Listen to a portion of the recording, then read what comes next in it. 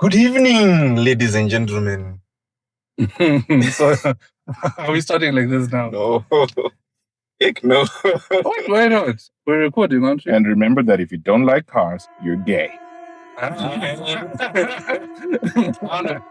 don't know about all that. All I know is this is called Rack O-pinions, and if you're judging this show based off of the few seconds we just heard, please don't. Because it's not an accurate depiction of who we are or what we do or what we believe in. But we're glad you've joined us today, guys. This is Rack O-pinions, the premier Zimbabwean automotive podcast.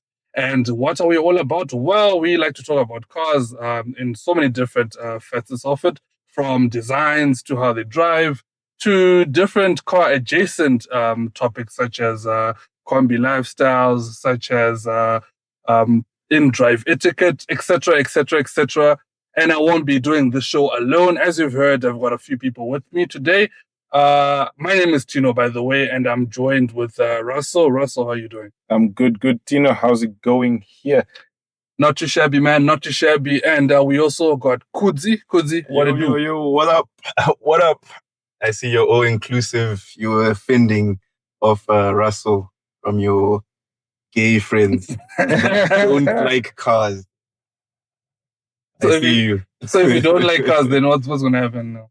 No, that's Rassel's opinion. I'm just bringing clarity to the subject. But that's Rassel. That's all right. I can't trust you if you don't like cars. You know, there's a bunch of people that don't trust guys who don't watch football. And I think, which is all of us, actually. so yeah, I guess it's an opinion. Anyway, yeah. Let's not put too much emphasis. But anyways, today's show is set to be incredible. Definitely, man. We've got an interesting, or two main interesting topics today that we're going to be discussing. For now, we just want to talk about the 5 surprisingly good and 5 surprisingly bad cars that we've encountered over our lifetimes. And the list was very interesting to compile because it's quite broad, but also quite similar in terms of the sort of cars that we put on this list and where they come from. And the first one that we're going to start off is from Japan. It's a brand that we are all very familiar with here in Zim. And that is the Toyota 300 series Land Cruiser. Oof. And that was my pick. Yeah, you said this is a surprisingly good car. Why were you surprised? It looks like a dog. It's just ugly, What? man. It's an ugly car. There is no good angle with that car. The only time it looks good is when it's black. Especially when you compare it to its more robust older brother, 200 series. Yeah, which kind of, it had a presence. It wasn't beautiful, but it kind of fit. It had a manly vibe, like... Yeah, this one is manly, but maybe a bit too manly. It's edgy. It's edgy. It's goth. But in the way it's good is, it looks bad until you drive it. When you drive it, you realize, oh, this thing rides decent, got good power, it's got a refined gearbox. Like, to me, it's like, I don't know, 10 times better than a 200 series. I guess minus the engine, but then this new engine is more efficient, more powerful. It's paired with a better gearbox. I don't know, what else would you want? And also, when you look at the interior, one thing that it improved on, which Toyotas of old have always been guilty of, is a terrible infotainment screen. Yes. Ooh, yeah, that's been the bane of their existence. But then it's a double-edged sword with the 300, because if you see the upper spec, the top spec versions, they have a nice screen and it's got pretty much everything you want, from climate controls to smartphone mirroring. Yes, it's got Android CarPlay, it's Auto. got Android Auto. Like, almost everything is there. But then if you choose like the lower, like the UN spec, the Freedom Fighter spec, it's got a tiny screen with like massive bezels. But then we're splitting hairs. It's the only bad thing I have to say about it is the design. I don't even know why Toyota does that. But then it's such an improvement over the 200. Yeah, but I disagree with you on design, though. Like, you make it sound like it's a freaking Nissan Juke, man. It's not that. It's in the same. And thank you for bringing the Juke up. It's in the same group. They're in the same group. They're uninspired. You can't tell me someone actually designed that and said, "Oh, I think this looks good." I think that is a joke. It's a running gag for them. Yeah. I think I would only agree with you if you're talking about those ones that have got that body kit on top. That's the point. Oh, no. You can't do anything to make that car look better. Never. I've never seen any modification that makes the 300 look better. It always looks worse, no matter what you do. You know what? I still disagree with you on that one, but I think there's one car here that I think we'll all agree on. Okay. And that's the next one here on this list, and that's the Haval H6 HEV. Or even the Jolly one, actually. Oh, yeah. The Chinese have done wonders with those cars. Surprising comfort and specs for a reasonable price compared to the competition. That's very true, because we got a go at the previous gen, because there's a new one that just came out. We had a go in the previous generation, courtesy of Zimbabwe. So it was the Haval H6 HEV, and so you're looking at a hybrid. So you're looking at power coming from both the engine and the electric motor, and yeah, surprisingly good power, because all this power is being directed straight to the front wheels.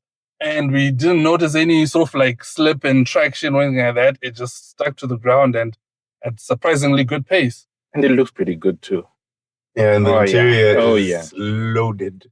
Yeah, the infotainment screen, high quality, doesn't lag, and then also the camera quality top notch. I mean, It's that got, 360 camera. The features, like if you go into the screen, it's almost like when you get a new phone and you have to like configure it to the way you want it. Yeah. There's like so much stuff to go through, but it's all like pleasant because you're paying like not that expensive, or back then it wasn't that expensive compared to like the competition, the RAV4 and whatnot. It had like way more features than those more expensive cars. It even had a heads up display. Yeah. Yeah. And the surprising thing is now with this new one, I mean, how could they possibly improve on that? Yeah, they're just doing it so that people feel like, oh, this is the latest 2025 model. Now, they'll find something to put on it. But it wasn't that necessary. Yeah, it wasn't. It really wasn't. And they just love the fact that it's the Mercedes kind of parts that give you Mercedes vibe, but they're well solidly built. You know, like how we get angry about Mercedes, like after a few years and it's creaking, and yet the Haval is just more solid with similar looking parts, similar feeling parts. I mean, so far, especially with these first generation H6s and Jolions, they're holding up quite well, because these cars came out a few years ago, I'd say 2021, around that time. So they've been around for quite a while now. So, and I haven't really seen or heard of any like major issues as of yet. So at least it's on to a good start. So we'll see where that goes. But on to the next one, and this is the one that I actually put on this list because I have a soft spot for this car, and yeah, in the future, I see myself driving one of these cars, even though it's a bit small for me. But who cares? I am talking about the Toyota Cristogen Corolla. So this is like the 1999/2000 model. Old school. The headmaster. So this is a car that I think is the very definition of being able to enjoy a car, even though it doesn't really have all that much power. So you're looking at barely 100 horsepower, front-wheel drive. If you can get it with the manual, even better. But this is a car that you can really, really enjoy, like just wringing its neck, just like always on it. Like you can rev it out and not even go past the speed limit. And it's just enjoyable. And then when the corners come around, because it's so planted, like it's so short and it's like so low to the ground, you can still keep your foot planted even throughout the corners. Let me tell you what I like about this. This is Tino's car, right? And this is a 90s car, right? And we all know that in the 90s, people hadn't yet really figured out ergonomics. And Tino, for the audio, like people are listening to this on audio, so you can't tell how tall this guy is. He's really tall in a car that's long. That was built for Japanese people who are like not that tall. Very just for context, good people. You already have difficulty getting in a RAV4. Exactly. So Tino's going to be driving. His knees are going to be doing the steering. But I do love that car though, and even even the old school interior. I really loved it in the gray with the blue dotting, the blue and pink. Those interiors will Those last interiors for like will last. ages, bro. And they're pretty good to look at. I think what they figured out is that let's make it as simple as possible so that it's timeless. Yeah, it is quite timeless. And I also enjoy that to this day you still see them, and because now they're really old classic cars, people want to keep the good ones. And they'll do like slight modifications, maybe put nice wheels, lower it a little bit, and it just looks nice. And that's how you can tell a car is designed right. Just do simple things and the thing looks nice. Yeah, because a mag slapped on, and it's done. And it looks good. You don't want to do too much though. That's why if I were to buy one, I'm gonna sound racist, but I would like to buy a pre-white owned car. We all know that white people love to take care of their cars, and the only nice ones I've seen are pre-white owned. Are white owned. Pre-white owned. So black people are. You do realize you're black, and you'll be buying that. So you're just buying it to destroy it. Or is it like it's never leaving me after this? Right. I'm a coconut, right? I'm gonna take care of the car. What you talking about? And it will probably outlast you. Yeah, most likely. You'll pass it down to your kids, and they'll be like, my father and this relic. Yeah, I don't know if I'm gonna be able to heel and toe in this, but yeah. Speaking of heel and toe, I think that's an interesting topic to talk about down the line. Basically, different forms of like driving skills, or just to have, not just from a safety point of view, but for the sake of longevity of your drivetrain and things like that. So yeah, we'll definitely talk about what heel and towing is and all these other interesting skills when you're driving. So let's move on to the fourth one on our list, which was courtesy of this one on this Mahindra Scorpio. Whose idea was this? That was between. I think I should take some responsibility for that, because I've driven one Mahindra, and I was surprised.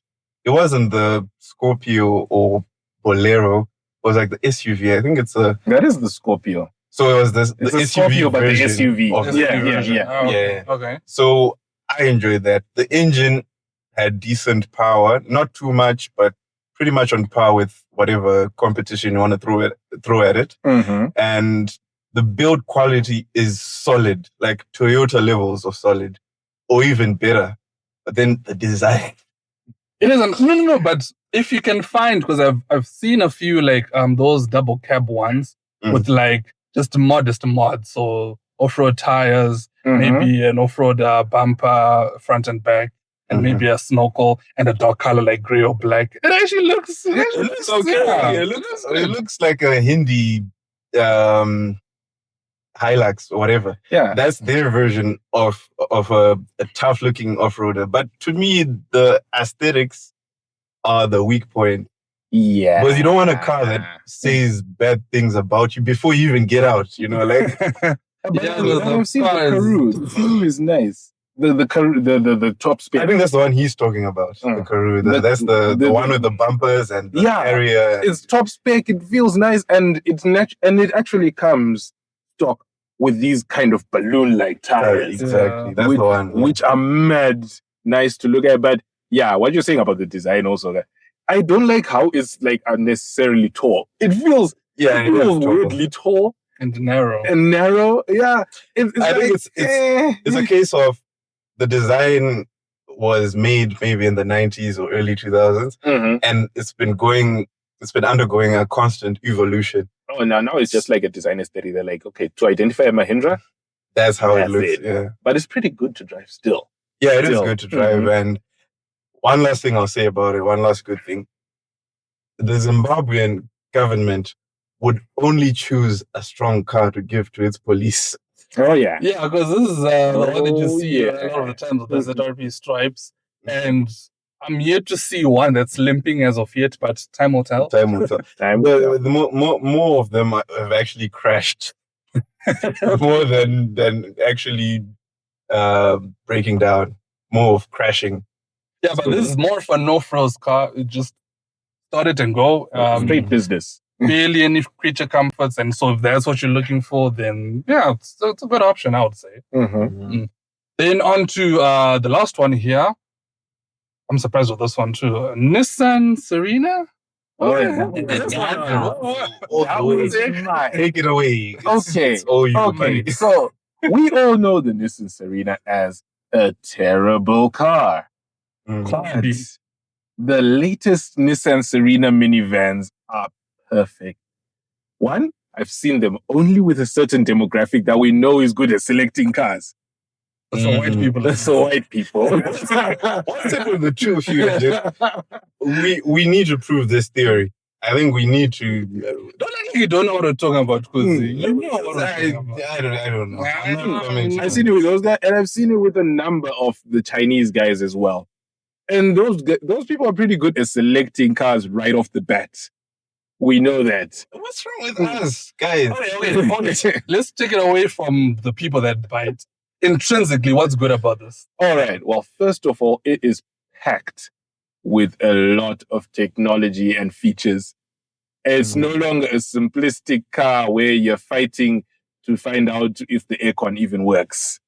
Okay. It's pretty good. And they improve the interior majorly from what Zimbabweans were used to. That's my biggest gripe with most Nissans. It's just an ocean of gray plastic and gray fabric. And weird fabric. Yeah. And now it's got the nice leatherette. The color schemes are pretty good. It's no longer shouting as much as it used to in the older ones. And I think they've done that pretty much across the whole line. I no longer have a beef with Nissan Note interiors or Nissan Serena interiors. And even though I might not like that, aren't you a bit too young to be having this midlife crisis? I don't know. I just want a nice interior. But when you say new, though, is it new to us or like new? No, it's more of new to us. New we to know us, it's new shape to us. So it's like the 2015, 2018 models. Everything after the 2015 Serenas are pretty good. They're going really well right now. And yeah, I have no beef with them. And most of them are hybrid. I think as family people, if you're doing school run, it's the car for you. You don't want a big family though. Okay, space. I'll give you one thing as consolation to you. I did ride in one, and it seemed to ride softly. So if you're going to have like your 7.5 kid, yes. Yeah, and it's up there, and it competes with a very good Nissan Toyota competitor, the Toyota Voxy. Yeah, such a way. Almost sounded sexy, but then they were talking about minivans. Why does it have to be? It looks like a lunchbox with tail lights. Big tail lights. The Voxy has huge tail lights. Voxy. But I thought you were going to pick the Alphard. The Alphard, that's really tough, stiff competition. Oh yeah, the Alphard is. In fact, Toyota has a whole line of them: the Voxy, the Alphard, and the new. Is it the new Noah? They are pretty nice minivans. And but the Alphard right now is killing it, especially in Lexus form. Ooh, worse. Is untouchable. The Lexus form is... I think that's the best minivan. That's the... Wait, in theory, I'm just asking for someone who might want to buy it. Technically, if you want to fit as many people as you can in there, technically, how many can you fit? Technically, for a journey from town to whichever suburb and back, technically charging a certain fee, technically, how many people will that be? 11, including the driver. Technically, how many can you fit in the front? You can fit 3. So 4 people. In fact, 4 people in the front. I've seen 4 people. You can get 4 people in the front because I've seen 4 not in the Serena, but if the Serena is wide enough. Yeah, because the funny thing about the Serena, like the gear shifter is not in the center; it's kind of on the dash. So that means 4 people. You just get a little bench in the middle here, and you got 4 people. You guys are killing. So that means now you're just proving us like black people. Something is wrong with us. Because how can you fit 4 people in the front of a car that's got 2 seats? That's what Tino are saying. I think, we might hate it, but in general, white people have care for their cars that we don't. Wait, I'm going to find that one white family that fits 4 people. Good luck. because most of them don't even travel as that many. Right now, onto the interesting part. Now, this is a fun part. Now, Yes. I live for this part. The first terrible cars, or surprisingly bad cars, that we've experienced. First one here, Nissan Almera. That was me. And now I see the beef. Like I'm seeing the pattern, because you went from Serena and you trashed the Note, and now you're onto this. Well, first of all, the Almera is ugly. It is ugly to look at. The shape is weird. And the Serena is great. And you think that they'd carry out all that good stuff, but the Almera is so simple it hurts. I think if everything of the car actually functioned properly, I wouldn't hate it as much, because it's just a normal car, for normal people who don't really care. But the issue that a lot of these Nissan vehicles have had over the years is the transmission. This is the period where they loved, and they still do love, to use CVT transmission. Oh, yeah. And those things are not great. Would I be correct in saying that Nissan makes the worst CVT? Explain. Like, no one knows how to set up like the worst CVT like Nissan. Okay. They do like the best job at making us hate CVTs. They're great at it. True. Because the funny thing is, I don't like CVT in general, but it's not as bad in a Toyota CHR. Toyota's really good at CVT. And then there's the Almera, and you're like, what? It doesn't even want to pick up. I've had like limited experience with Nissan CVTs, and I hate. Whenever I see a Nissan with CVT, I hate that. It's a terrible combination, because even the ones that were technically supposed to be fun cars, because there was once a Note Nismo that they produced. I've seen a few around. And those ones also have CVT. Like, they could put a manual there and maybe could have been somewhat enjoyable. There could have been something there, but CVT? And the Nismo, ugly and terrible to drive. With the CVT. With the CVT. So the Almera is probably like peak for you. It's like the worst example of a Nissan not to buy. And the funny thing is, most of the ones that were bought by companies like Zimra, Zinara, for their people are dying. They're not reliable. And I don't know what you do with a car like that. Because sometimes, if a car is terrible and old and whatnot, it becomes like this a way of a young person only, like a young person to buy that car when it's older and just thrash it every day and just use it as a beater. But then you can't do that. You can't. They're just so terrible. But like by the time it's like 10 or let's say 5 years old or 10 years old, it's ready to die. And they have terrible resale value right now. They do. And the CVT belts snap, and it's just a nightmare. I think I would agree with you on that. What's our next bad boy? Then here we have something that looked promising at first, but then the more you poke around, the more you realize that it's not what we expected it to be. And that is the third generation Mercedes A-Class. So the first and second generation A-Classes were very unfortunate when it comes to design. Terrible looking. So when this third one came, it was supposed to revive the A-Class model, because it was supposed to come in a conventional hatchback form, which we had never seen in a Mercedes before. And when it came out, and even when you see it around, it actually looks great, right?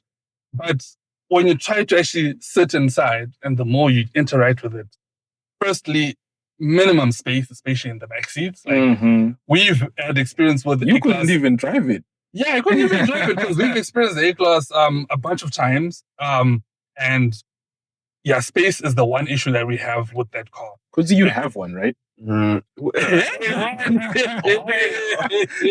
am I being drawn into that? I don't have one, but I have the most experience with that car. That's why I was trying to stay out of it. But I will say, for me, I fit in that car perfectly. I can drive it perfectly. You're the shortest. You're the shortest among us. Tino has his own issues. He's biased. People biased. Don't listen to him. I all agree on the back seats, but it's not exclusively an A-Class problem. We have the same complaint in the C-Class. And I believe the CLA, since it's just an A-class with the boot, has a similar Same problem. It's a cross GLA, Mercedes thing. yeah, it's just a Mercedes thing. They don't really emphasize space in the back unless you buy like the proper executive level cars. But the other problem I think I found that's exclusively A-class is the way I think the positions of the front and rear axles, because they're sort of like corner to corner.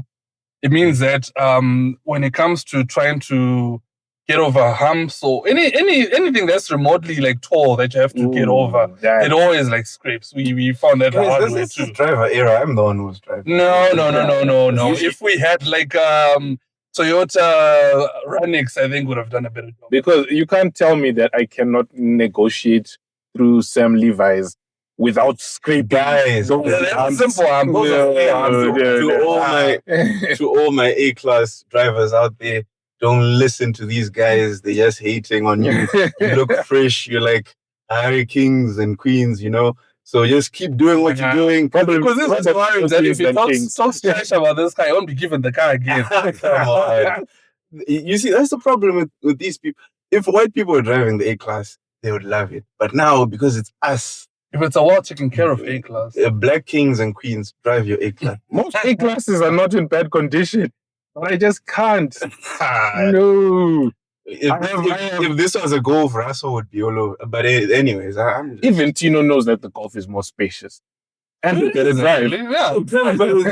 Simply because it's not as reliable, it's going to give you a massive repair bill. I feel like on reliability. And the Mercedes house? Nah, and so far, no, Mercedes doesn't have the Christmas tree problem that most Audis and VWs and BMWs have. Which one is that? Since you are such a Christmas To be continued. Okay. But then this is quite close to home for you. Catch me outside. Anyways, I think... All right. The next one on the chopping block here is the BMW F71 series. For those that don't know the chassis codes, F70 is like third generation? It's the third. Yes, that's the third. Third, fourth? I'm not sure anymore. No, it's the third. It's the third because the first one was like in the early 2000s. Oh, yeah. The second one was around like the 2010s-ish, somewhere there. 2012. Oh, yeah. And then the third one is this one. It's the current one, right? The current one. Just before. It lacks a bit of handsomeness. It's the one that they just rebodied like a mini. Yeah. For context, the first and second generation BMW 1 Series were rear-wheel drive. So basically, you're buying a 3 Series hatchback. And when you look at them, they look great because they're that long bonnet. They look great. Yeah, they did look great. Okay, maybe not the first generation. I would say the second one. Okay. Much better. I had a love for the first gen, actually. Well, and I think it's only because my uncle had one. And he drives like a hooligan. And that's exciting. That's the main draw to the 1 Series, right? It was the main draw. The driving dynamics were on point. You've got front-engined, rear-wheel drive car with relatively good space. Relative. Yeah, relative. So now with the F70, it's a front-wheel drive based platform. And it's also got like some four-wheel drive versions. But it's not like a proper four-wheel drive. It's like hot deck. It's more like a hot deck. So it's predominantly front-wheel drive. And then it will send like a little bit of power to the back. So people feel like they've lost out because with the previous generations, you had the ability to have the 3-liter straight sixes and just loads of fun with the LSDs. There's a lot of drifting and tuning potential, whatever. There's a lot of hooligans that loved that platform. And now it's just a shopping cart for soccer moms when they're doing their... And this minivan shape, I can never get over how it looks more like a 2 Series now. Yeah, it looks more like a fun cargo than a 3 Series. I think the only advantage of this car is that because it's so new, we haven't really seen a lot of them on our roads. It's mostly, I think, in South Africa where you find these. So at least, we still at least get to enjoy the rear-wheel drive 1 series for now. But then, have you seen the 2 series version of the F70? Like it's literally the 2 series. Yeah. It looks slightly better, although it has like a Korean vibe about it. I don't know what like the shape. about. The shape is because it's front-wheel drive. It's got that weird thing where the front is very like you're really sitting like on top of the front wheel, sort of like the cab is more shifted more towards the front. There's a Ford that it looks like that I can't remember the name of. There's a Ford minivan that it kind of looks like that I can't remember the name of. I think it's a European. One of these European ones. That's what the shape is giving. Yeah. I think like a Max. But Max in the name. Yeah, something somewhere, but that's where it's going. Yeah, I think BMW of late has just been struggling. Yeah, another topic for another day. I've got a lot to say on that one. But moving on, I'm confused here. Who put this on this list? What's the difference between a Land Cruiser 250 series and a 300 series? Someone put a 250 series here. The new Prado. The new Prado. Why? We both agree on this. We both agreed that not only is it ugly, but they have failed the driving dynamics on that car totally. Because there's a lot of things that are happening. You've got the Chinese coming up with these great new vehicles that are competing. They're going against the establishment. So Toyota, we thought Toyota would put a bit more excitement into the next Land Cruiser 250, right? And here it comes with like the recycled 2.8 liter from the regular Hilux. The design is good. It's better than the previous one, but then still not quite there compared to the friends. I just thought it needed more of an engine. And then it needed also like more equipment inside.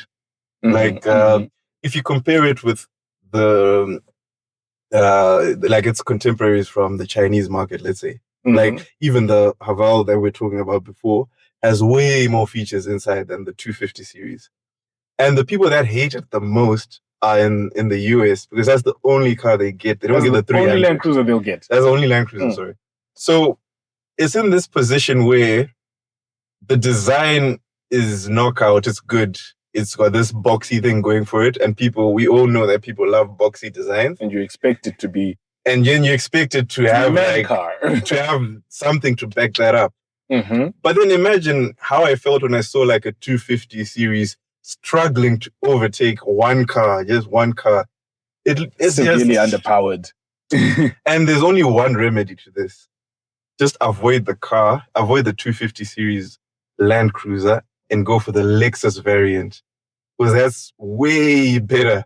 Way better. Totally. So that's the GX, right? Yeah, that's the GX 550. I think when you're looking for a Toyota SUV, I think you're best spoiled for choice because you can either go the Lexus route, like you've mentioned, or you can actually go for the 300 series, unless you're Kudzi and you don't like the looks.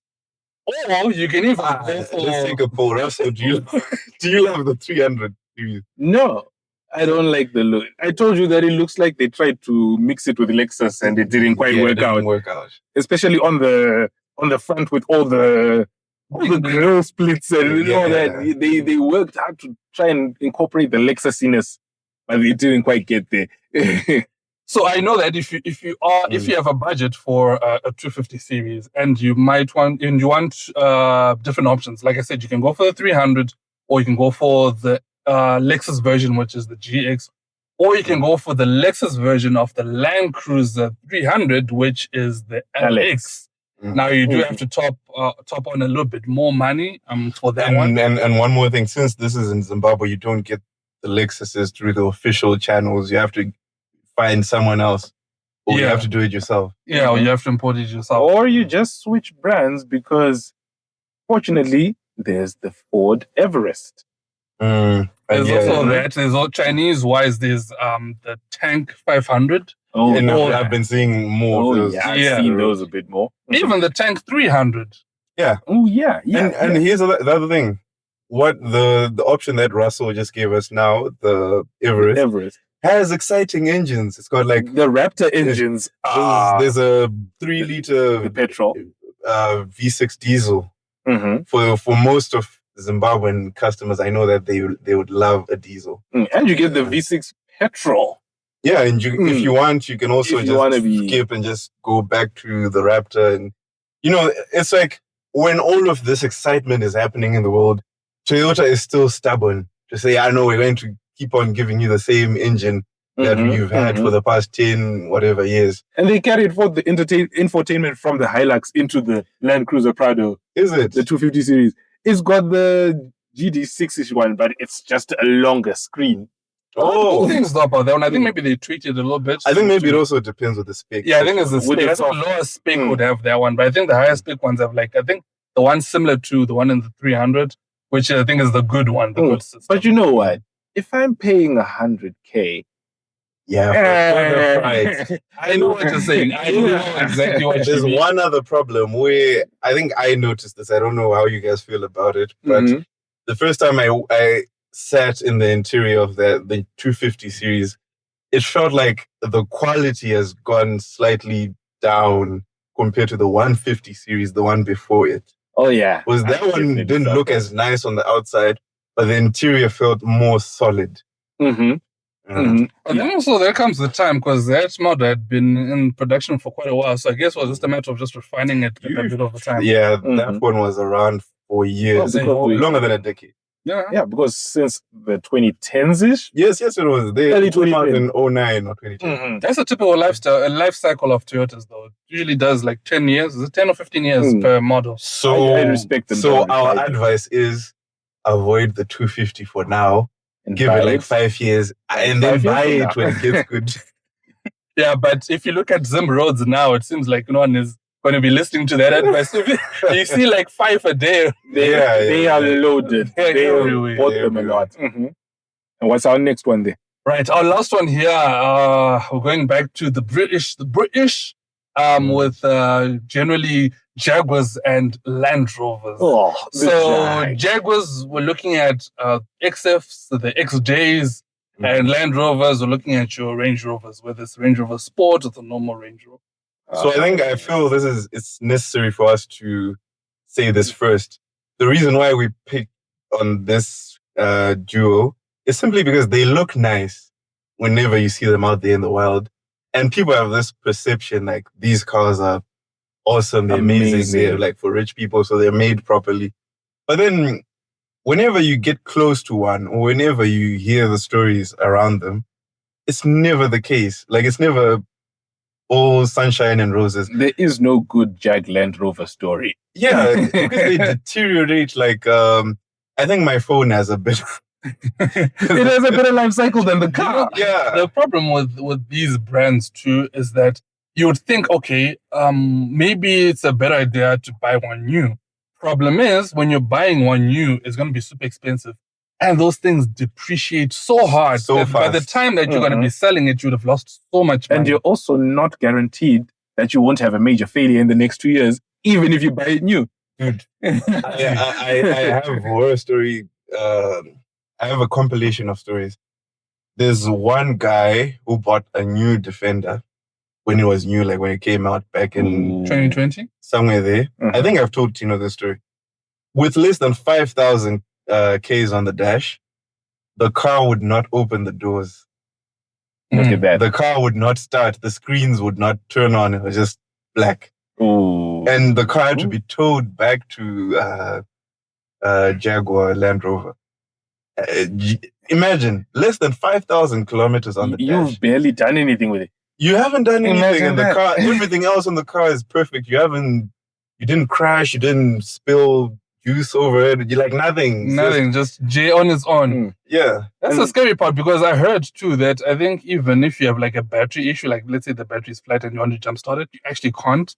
You can't push it. You can't do anything with it. You just have to put it on a truck. And they have I'm not sure if they had updated that bug on the software where you can't even change the tire.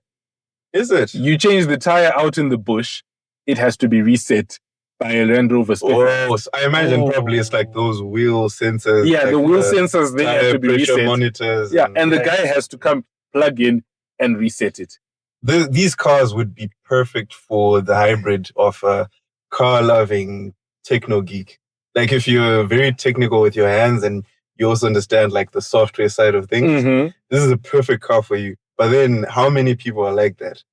The type of person that buys a Range Rover or whatever, Jag, they just want to get into their car and go wherever they go wherever they want to go, when they want to go there, with no setbacks, they don't want to deal with all this unnecessary drama. Yeah, but just know that if you're buying a Jag or a Range Rover, you're about to send your mechanics' children to university overseas. Yes, you're going to be sending them in spaceships. Not even like you're sending them to Harvard straight to study rocket science, fully paid. Yeah. I think someone should write a book on how to be a millionaire by being a JLR mechanic. Yeah, because Funny you should say that. Have you seen how many Jaguar Land Rover specialist shops are opening up in Harare? Says a lot. Yeah, it says a lot. Because and it gets worse on, I think, the Jag side. The Range Rover interiors are not bad. They do not get they don't get dinged up as badly. Yeah, the way is the way is better, okay, but better. on the Jags, On the Jags, oh my, on the Jags, the Jags just fail. Gripping leather, peeling wood. How do you? And I think there's another problem that's unique to Zim or to Harare specifically. Mm-hmm. In Harare, that's where we have people that aspire to own some of these cars. It's more of an aspirational purchase, right? Mm-hmm. So they see it on the road and they admire it when it's new. They're like, one day I need to drive that. Yeah. Right? And then when they do manage to afford one, it's not the best car or it's not in the best condition. And that's when you start seeing like a Jag with a dangling exhaust that's scraping on the ground. The lower bumper is hanging on by one bolt or one clip, and you've got like one LED is working. One LED, and then the paint is all burnt up. It's almost peeling off. So it's also not a very good second-hand purchase. In fact, we're looking at one right now. I bet it looks good from here, but I feel like it looks good from here, and I can tell that it's not going to look as good when I get up close to it. Yeah, I think we should walk up to it after this. Yeah, you Jag XJL, sit right there. We're coming to judge you. Unless it starts moving and Parks by use it. Moving on. Now we want to answer some questions from the fans. So what we like to do, guys, in this show is we like to answer a few of the questions that you may have. So if you have questions that you'd like us to answer on the show, all you have to do is drop them in the comments on our social media. That's Rack O-pinions on Facebook and Instagram. Then each week we'll pick 5 of the most interesting, funny, or important ones to answer. And we'll do that right here on the show. No filters, no breaks. We'll just go straight into it with no filters. We're not. I know what you wanted to say. Mm-hmm. I know what you wanted to say. I just had it there, man. It's okay. It's all right. Anyways, keep it safe. First question. This one is from Simba. He said, guys, please answer this one. What are the biggest lies Zimbabweans tell when selling a car?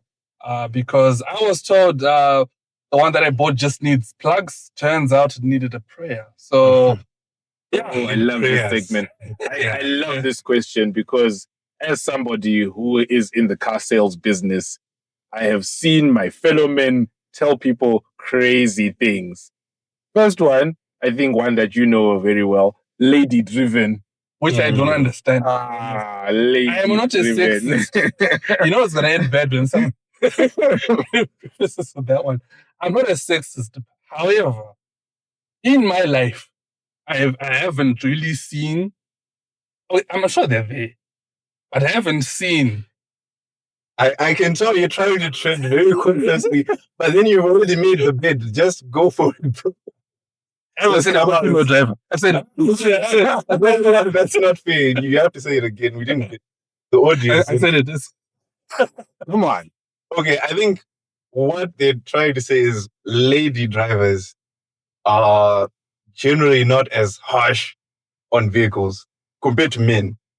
Like mechanically speaking. But then there's the other side where it's like With the women, body. women are also not very technical in a general sense. They're less technical than men. So some things would tend to be left ignored or unattended simply because they don't realize it's something that needs attention. Exactly. Like, for example, how many ladies, Kudzi, in your life have you seen that remember service dates? Why are you trying to get me into fights with the ladies in my life? Cancelled. Okay, just in general, service dates, for example. I'll speak on my mom and some of my cousins. My mom is a very good driver, right? My cousins, not so much. And there are other things where, like, I'll drive a car that she's been driving or any of my cousins, and I'll have to go back to them and say, yo, do you realize that your car is making a woo, woo, woo, woo, woo sound? And that's not a very normal sound for your car to be making. Like, oh, yeah, I just thought it's... So it's always, they're not as informed. But then I like how when something needs to be done on the car, most women will just, if they have the money, they'll just fix it. Whereas guys, they'll risk it. I've seen a lot of guys my car. Tino can testify to this. One of our friends, our dear friends, we used to host this show with him. Brian had a car with no reverse gear, and he was fine with it. We were the reverse gears. We used to get out and push the car backwards. What would you do in the rain? That's another problem. But he was fine with it. But then that's the thing. And guess what car he drove? Let's not start. Let's just say it's a Nissan. Yeah. Let's leave it at that. Okay. But then, I think lady driven, there's a lot to unpack.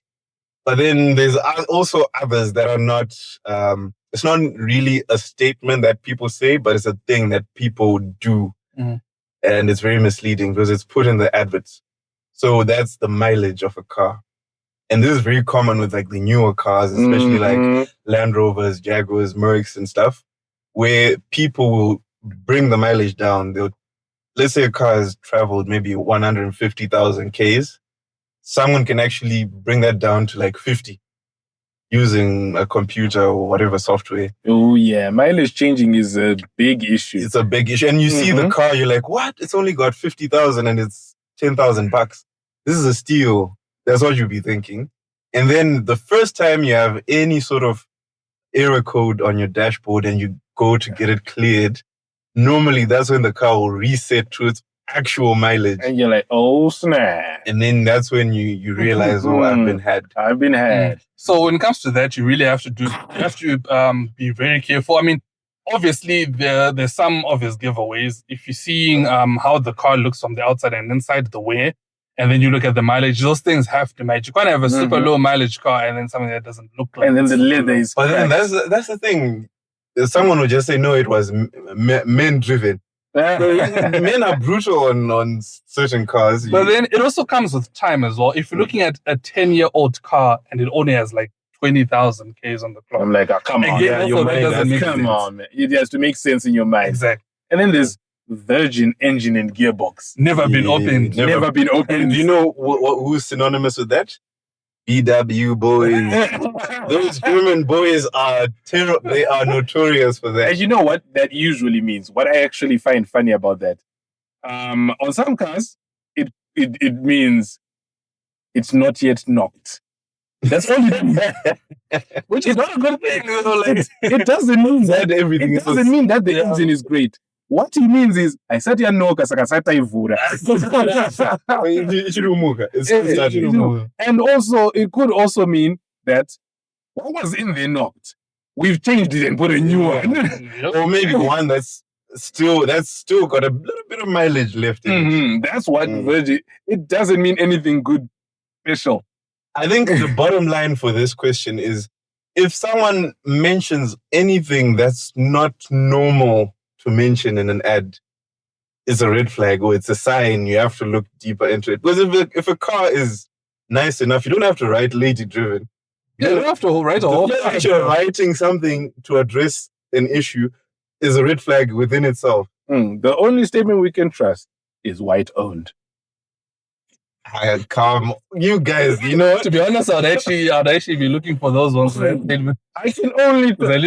At least I know that okay, I'm getting something. And then you have to put a picture of Pete standing next to you. Guy. He also has to be middle aged, so we know that he's got the money to take care of. Yeah, he has to be balding. He has to wear glasses. Few gray hairs there. And he has to. The level of white bias in this podcast alone. Yeah, he has to be standing next to the car and going like, "Oh, I didn't want to really sell it, you know.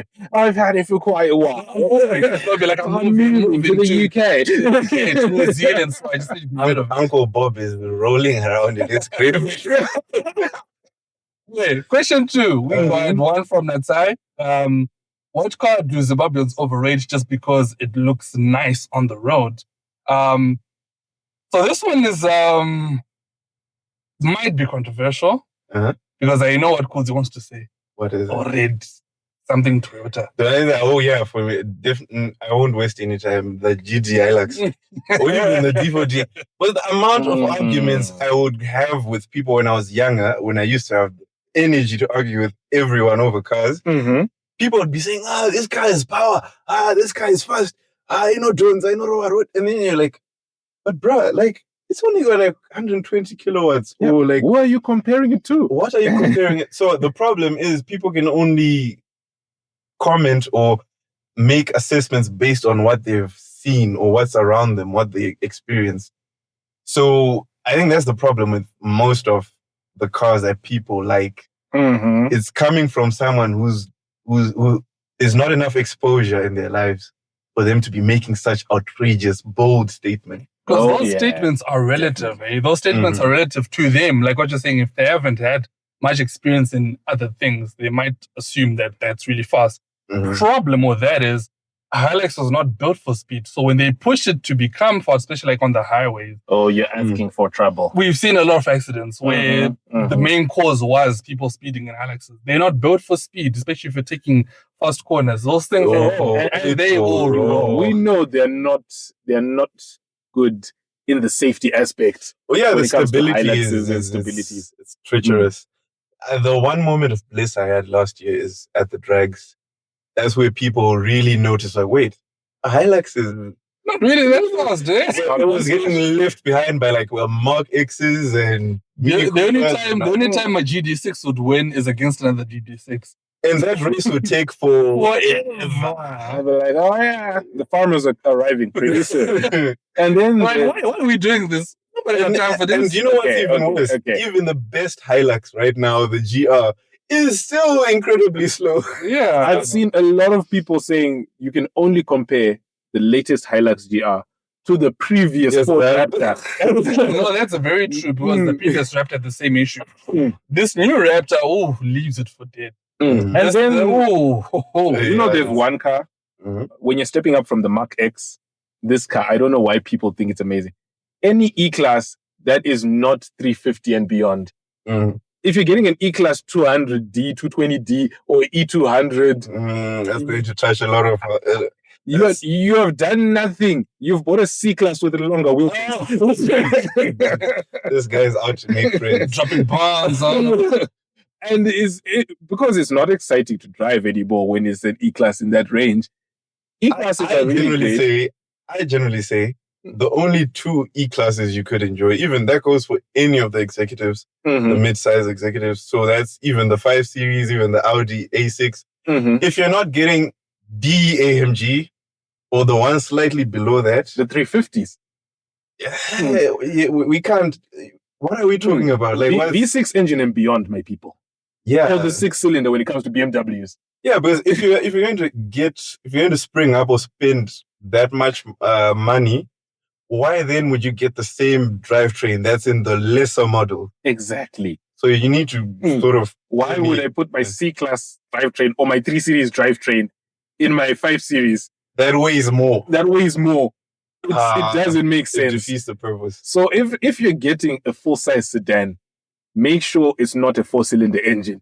That's what we're If determining. it's 4-cylinder, maybe if it's a hybrid, maybe. Yeah, maybe if it's a hybrid, but try and keep it 6-cylinder, V6, or go for the And V8. the funny thing is, most of the guys that try to race you at the traffic lights would be like young guys, maybe 18 years old or 20-year-old driving their mom's E-Class E200 compressor, or maybe an E220 blue efficiency. Like, stop it. Stop it. Relax, bro. You're Yeah. not that quick. There's another car that's been like it always springs up to mind when people are thinking of cars that look great or that people hold in high esteem, and that's the 300C, the Chrysler 300C. Yeah. It cashes, like the looks cash It gives Cadillac, but on a budget. on a budget. Which is good. It looks good, but then there's no substance underneath. Like, really, there's no substance. It's using like a chassis that's 2-3 generations old. It's got plastic interiors. The engines are not very inspired. They're cheap. Yeah. Unless if you can find one that has a Hellcat engine, which is very rare, but that'll be the only redeeming quality of it. Yeah, it's a perfect donor car. Of which the Hellcat engine sounds good, but it doesn't drive as well when it's on that car. Yeah, I guess. Yeah, the chassis is not ideal for it. Mm-hmm. But then the chassis is not that far off from like the Chargers and Challengers that also use that Hellcat engine. But then it's a lot of work just to make a crab box nice. Why not just buy a nice car to begin with? Yeah, start nice. Start with a nice car and just avoid the 300. And I hate how 300s break down like Jags. In Zim, when it's like 10 years old or 10 years plus, it just falls apart and it's tragic. And where are you going to fix it? That's that. Where are you going to get a Chrysler done an engine overhaul, for example? Oh, that's Zimoko, but Zimoko charge. Hey, I don't even want to think about that. A kidney, probably a left testicle. Why the left one? Moving on. Okay, got another question here. This one is from Tino. Sazi. So he says, what can be done to actually improve driving standards in Zimbabwe? Because right now, it seems like a jungle out there. Survival of the bravest. And yeah, this one is a very touchy subject because we've all experienced that one way or the other. I cannot. This is a really big problem in Zimbabwe right now. The amount of like careless, lawlessness out there, crazy driving habits, crazy maneuvers. What can we actually do about it? Realistically, I think the first challenge that we have is poor maintenance schedules from the government. Because roads are supposed to be renewed or repaved or whatever after like a certain period. And that's obviously not being done. The road markings in Harare are non-existent. You literally have to imagine where the lines are. You just imagine, or maybe I'm in a lane right now, and then when you pull up to the traffic lights, you realize, oh, I was actually driving in between two lanes. So I think that's one problem. And then I think there's law enforcement that's a bit lax, but I think someone else can speak on that. Maybe. Well, you want to throw someone under the bus? Yeah, well, law enforcement I'm not going to start that. I want them to start hunting us on the road. Like, no, not us. I'm not saying anything. One of you. You want them to be like, oh, sorry. All I will say though, in general, is that enforcement is a key thing that we're lacking. Because if someone were to blow past a red light right now, who's going to see them do it? So there's not going to be any accountability when they do it. So everyone does it. You forget there's no ZESA. Probably there's no red light. It's not working. So in the rare event that it's actually working, then, how are you going to enforce it? I would hope that we can adopt a system in the West or even in South Africa where the number plates are actually like, they're sort of like digital plates. So they are linked to a database. So each traffic intersection will have a camera or some sort of system where it can read the number plate. So if you do something illegal, like making a right turn when you're in the left turning lane, or if you're blowing past a red light or anything stupid like that, It'll just report that to your number plate, and next time that you're going to buy to pay for your Zenara and stuff like that, you also then pay for your fines. And also with some countries, they have a point system on your license. So the more infractions you're accruing, it marks down your points until you had 0 points, where you then have to retake your license. Something like that. So these are things, I think enforcement has to be one of the major things that has to be addressed in order to improve this thing. Yeah, most definitely. Yeah, at the end of the day, it's an enforcement thing. The rest is up to the powers that be, whether it be the lanes that you're talking about, potholes, and in general, Zimbabweans, please learn patience. Yeah, but Zimbabweans, can you not? Let's not say Zimbabweans, because I feel like that's unfair. Hararians, in Harare, people just drive like it's the Wild West. This is like Mexico City. Because people just do whatever they want. Whether it's a combi, whether it's a taxi, whether it's your mom driving on the fit to the shops. How many times have you been cut off by ladies? Ladies are now some of the most aggressive drivers on the road. Don't even play with women, because right now they will lay you out on the road. Please. Harare, just chill, guys. Just be nice, guys. Please, just be nice. And do you know how I can tell it's bad? Like normally, back in the day, like maybe 5 years ago, you would see bad driving in town, in the main CBD area, and even downtown, and even like those higher density areas. But now, even if you go uptown, even the white people are like cutting you off and, raising middle fingers, and you're like, what happened, guys? Only that our dear friend Tatinda is not here for that story where they spat at him. You have to be clear, not white people. He got spatted by a combi driver. Can you imagine a combi driver, miscellaneous driving, doing bad things, gets angry at you for teaching him the right thing, and then spits at you? Well, again, Tatinda did say that it was his fault for thinking highly of this person. It's going for another day. It was a lesson for him. Poor guy. Speaking of combis, our next one here is related to exactly that. From Tapua, he says, what's the best seat in the combi and why? Personally, I go for the front left. No disturbances, nothing, just chilling there. So what would you say? I think let's do it this way. Let's attack his seat first, and then each one of us will give their choice. So he said front left, right at the front with the driver. With the driver on by the left. door. Yeah, right by the door. That's a pretty good position. Dude, what I don't like about it is you're dying first in that. Exactly. Have you seen the way these guys drive, bro? Like, especially when it's rush hour traffic, and then the guy jumps into the oncoming lane. You as an airbag. You are definitely in the line of fire. That's why my favorite is right behind the driver. Okay. Right behind the driver. Or depending on how fast he's going, you also be taken out along with him. But chances of him dodging himself and me. The other downside I'm seeing though is if it's one of those combis with the Kadoma. You'll be playing a long game of Facebook, just staring at each other. Though. Let it be somebody cute, please. No, it's hardly someone cute. It's never. It's never. It's going to be some guy trying to save like 25 cents on the ride. Oh, no. And then you're going to be sitting knee to knee with that person in the event of a crash. Wow.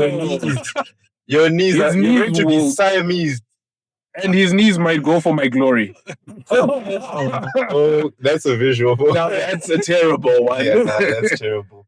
So for me, I would pick the third row. Same position as you, behind the driver, but in the third row. Or even like a middle seat, but in the third row. Because that's the safest bit. And you're not getting raised up. Nobody is disturbing you. No one's disturbing your peace. You can put your earphones on. But I guess you're going to be somewhat closer to the loudspeakers. Yeah, depending on where you position them. Definitely, but so yeah, that's another thing to consider. But still, for me, I think that's the best. That's my pick. Actually, I am for you guys. You guys have choice to actually sit anywhere in the combi. I don't have that luxury because of my near 2 meter tall stature. I only am limited to either the front, like you said, front left, like what Tapua said. Oh, in the armpits of the conductor. No, the front. The front. Oh, okay. Front. Okay. Front, or if there's no Kadoma, Rassel seat, so that's right behind the driver. Mm-hmm. Or yes, the armpit one, like you've mentioned. Oh, yeah. Those are my options, like right by the door, right by the sliding There's door. one more. Since you're so tall and everything, I think you could be considered luggage. So it puts you on the roof. Or you can stand at the back, like they do nowadays. They stand at the back outside. Oh, that's good. The rear I mirror. don't know what that mirror is, right? Yeah, the mirror or an Hoping that antenna. it doesn't fall. Yeah. But the armpits of the conductor has to be a terrible position. That has to be like a punishment for convicts, for people who've committed crimes. That's not even the worst part, guys. It gets worse. What? Because I'm sitting here and he's like, because he has to fit inside the combi, it means he has to spread his legs like this. So guess where my knees and his man jewels. Oh, no. Guess where his man jewels will be this whole time. Oh, kind of in your face. Rested right on my leg. That's my life, guys. So if you're feeling really sorry for me, my EcoCash number I'll leave it. Don't even below. We can start a GoFundMe. Don't feel so I sorry can for buy Tino. myself a little car. Nothing crazy, Guys, even a Witzel. don't As long as feel- it has leg space. No, don't feel sorry for this guy because the amount of ladies that come up to him just because of his height. If you walk around with Tino, you feel like less of a man. So don't even feel sorry. How for have him. you not had a sugar mommy to get you a car like that? That only works for like a few minutes, and two, there's a guy in a Raptor that takes the shit away from you. So it's never Get yourself a sugar mommy. That's what, your height should get you Some lady. sugar mummies. If you're listening, my EcoCash number, I'm gonna put it in the description below. You know, We if you can wanna get holler at transaction me, later. exactly. I'm not asking for much, and I'm sure you are not looking for much either. So just holler at me. You Just know, also make sure that you drive a car that's got enough space for your sugar baby because he's quite. yes, He needs yeah. space. But you know another thing that I find so terrible about where you have to sit sometimes if you're by the conductor? If he's spreading his legs, he's probably a bit turned away from you. It means you're also seeing a crack. But the things that I'm enough seeing, visuals, enough things that I go through every day. You will not last a day in my shoes. I would say that. Okay. All right. That's a shame, man. Funny Sorry. enough, sticking to that same combi topic. We've got another one here from Lynette. She says, this one is personal for me. What do combi conductors do that's just plain annoying? I'm ready to fight over this one, especially when they pretend to not have change when they do. Oh, I hate that one too. You have the zig. I saw you with the zig. Give me the zig. now you want my dollar. Okay, here's one that's still fresh in my memory bank. I got into a combi coming from like the industrial side of Ferrari, and this guy was like, Copacabana town. I'm like, Copacabana, that's exactly where I need to go. Exactly. I jumped into the combi. Bro, they left me at the edge of town. I had to walk for like a bloody 30 minutes. It's like this And you can't even argue with them because you already lost the fight. There's no way they'll be like, fine, get in, let me take you there. No, And then when I asked him about it, I asked him with a straight face. I was like, bro, you were saying Copacabana. And then it's like, there's about some data. like, And then he's fine. Like to him, it's fine. He's justified. He's already told you. Mm. And then there's, for me, the fight for passengers. Mm. When they see you walking up to them and they start pulling and pushing for you as if you're some stock. I've always found that fascinating and actually hilarious that they really want you when you haven't jumped in, but as soon as you jump in, they'll treat you like trash. I think they're perfect capitalists. They understand this. They touch you so well, Jara, we are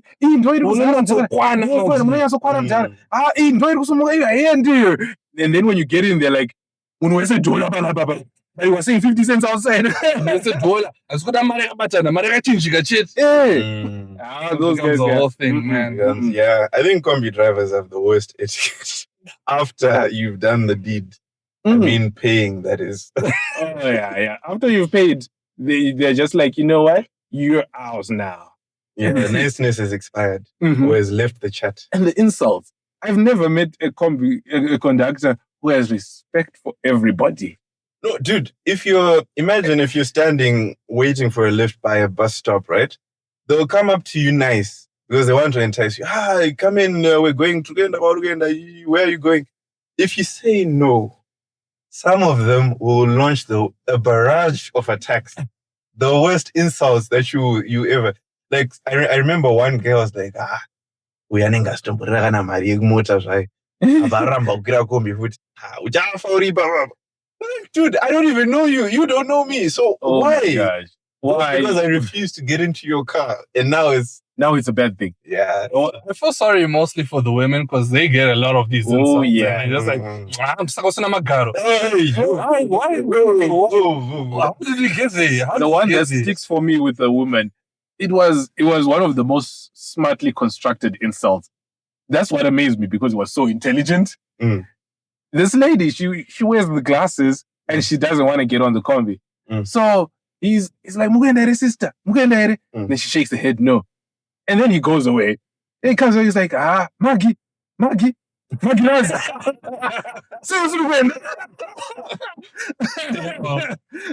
of it is funny, I must admit, but it's just not okay. There's another phrase of theirs that kind of annoys me because most of us, when we get into a combi, our intention is not to spend an hour in the combi.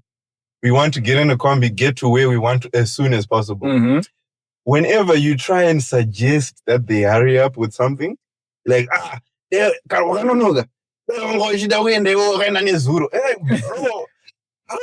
I mean, you should be nice to me. I'm paying. I'm a client. I'm paying client. I get emotional, bro. Tears are in my eyes right now. Because we experience this every day. It's not even like an occasional thing. The pain of public transport. I think most of the audience can relate. Yeah, it's bad. It's bad. It happens. I wish we were like one of those first world countries where we would have like an app where you rate like combis based on the like Yelp. Yeah, like a Yelp for combis. I think that would be nice for them. No one would rate them above like half a star. If you see a positive remark, then you have to check the profile because it's probably the combi driver. There's only really one positive remark. Once it's going, it gets there quickly. Bro, like once they see like queues of stuff, if you're in a combi and there's a queue, no, you're set. You're set. Combi is the only mode of transport where you leave your house at 8:05 and arrive at work at 7:55. That's how efficient. That's the only time. I know that if I want to get into town on time and there's a combi that's going, safe. If you make it. We've been fortunate to make it almost 100% of the time. Yeah, because unfortunately, calls, but because unfortunately, also the safety around combis has been put into question over recent times. Word goes out to all the people who lost people either at Zimbabwe extension sometime last year, at the electrics the Z-CarCulture station there. They lost their people to the people who lost people on Seke recently. Very unfortunate driving experiences that also happen with combis. But that's also something that the authorities need to look into with safety and regulations. And combi drivers, please just consider your passengers. Chill. As much as you want to get there in one piece, not in a box. That's true. And on that note, that marks the end of the question segment. So guys, as I've mentioned before, if you want to send through your questions, make sure to send them through via social media. That's on Facebook and Instagram. That's Rack O-pinions. You can send them through there. But for now, this wraps up the end of the segment and the show. Thank you so much, guys, for listening. This has been fun to do. And make sure that you follow us on our socials for more content to come. But for now, we are going to park up and we'll catch you on the next show. So cheers, guys. All right. Thank you very much, good people. We'll see you next time. I'm your car guy most of the time with my other car guys, Rassel. Okay. Kudzi, you don't want to say something as well? Why are you putting me on the spot like this? Wrap it up, bro. Okay, guys. Thanks for listening. And there's plenty more to come.